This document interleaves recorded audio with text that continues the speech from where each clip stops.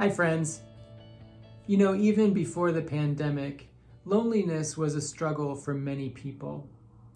People were pulled in many directions from busy schedules and competing responsibilities.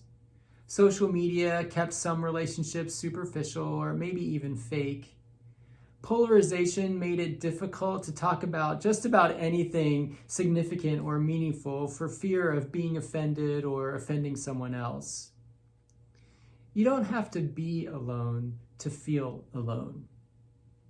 And then the pandemic hit. And on top of all of those feelings that we were already experiencing, we actually are alone, isolated from one another, missing people and experiences that would normally bring us some comfort, some camaraderie and contentment. So what do we do, whether it's now or anytime, not only to survive loneliness, but also to thrive in the midst of it?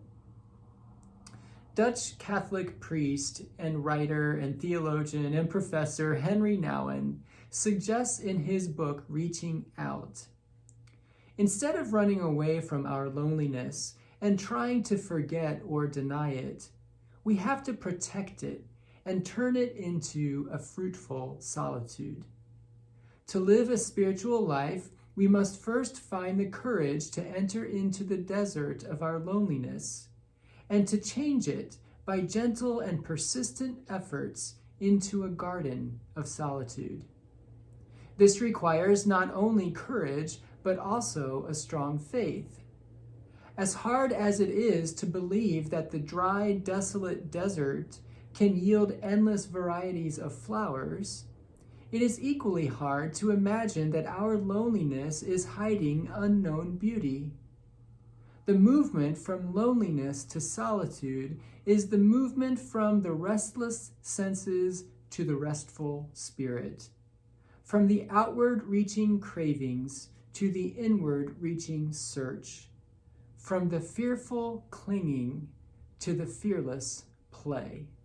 Isn't that beautiful? To thrive in the midst of loneliness is not to deny it or retreat from it, but to tend it in order that something beautiful might grow from it. He suggests that the way we tend the desert of our loneliness in order to grow a garden of solitude is to shift our focus. We shift our focus from the restless senses, like watching too much TV or eating too much ice cream or consuming too much news, to the spirit that finds rest in the waiting, peace in the safety of God, comfort in the silence. We shift our focus from finding fulfillment in external things, like money or possessions or entertainment, to finding fulfillment in eternal things like love and sacrifice and faith.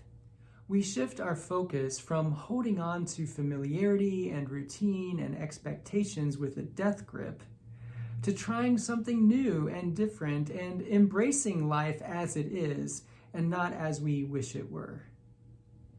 If you are experiencing loneliness of any kind to any degree, I encourage you, first of all, to name it, and then gently and persistently to transform it into a time of nourishment and growth and beauty. And remember that you are never truly alone. God is with you always and everywhere. And you have family and friends and church family and pastors who are just a text or a phone call away. I love you, and I hope to see you soon.